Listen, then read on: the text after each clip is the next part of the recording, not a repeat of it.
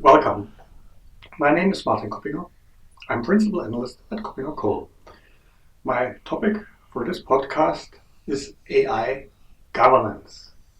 So AI for artificial intelligence, so all this stuff which includes machine learning and some of the other hot topics these days, and governance, which is hot in another sense, so to speak, a little bit more boring maybe, but also very important.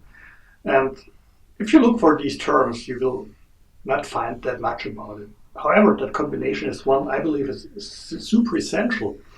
AI governance means how do we apply appropriate governance for what we do with tools, technology that uses some sort of AI, not to discuss what exactly is AI or not. And I also had some conversations in the past couple of months with auditors about these topics, and all of them, I would say, share the same opinion that this is a field which will become more important, which is important factually already, and which is also not easy to solve.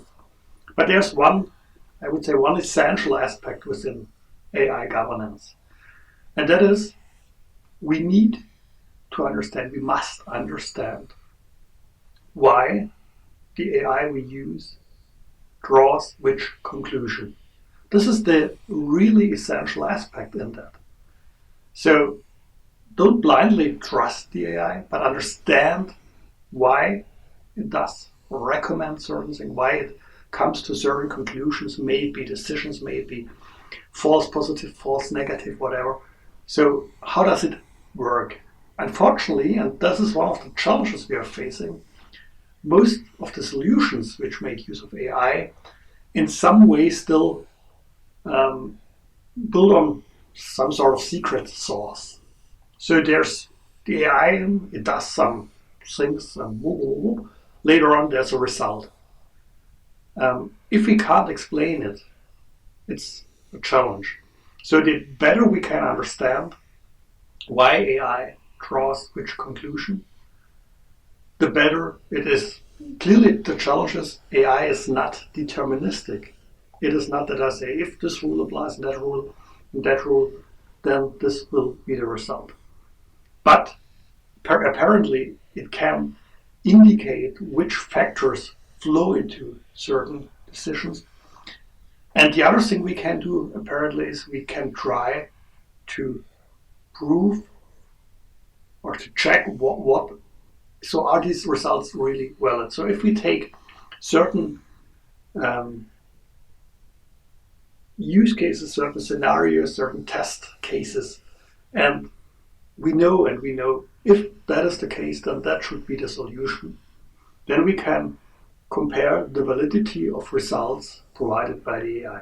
There's this sample about cats and dogs, a very common thing. So how long does it machine learning take to understand what is a cat and what is a dog? For humans, it's very easy.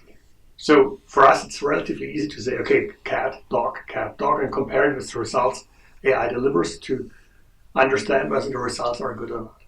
Apparently, we also can do that with other decisions. So if it's about insurance contracts, loans, or other stuff, we can look at the hard facts and look at all the factors so influencing a decision and look at, okay, is the result really valid or not? And if we do it with enough test cases, we can understand how good or bad the AI is working. And the closer we come to 100%, the better it is. But we need to figure out ways to better understand how is this working, how are these conclusions drawn. There are a few vendors which provide some tools which help us understanding how an AI works. And I think this is a way which is super important. We need to get better guidance also of all the providers of AI-powered technology that help us trust in AI, because then we have made a great step forward towards AI governance in having the understanding of how AI works, that it works correctly, and that it delivers, because at the end, if it works correctly, it delivers on what we expect it to do. So it's latest time that we not only start looking at AI as a super cool stuff which helps us solving all the problems of the world, which it doesn't, by the way, but that we also look at, if we use AI, which are the controls we need to implement, how does the governance look like, and that we start doing that. Then AI will deliver an even bigger benefit than it can do without appropriate governance. Thank you for listening to me.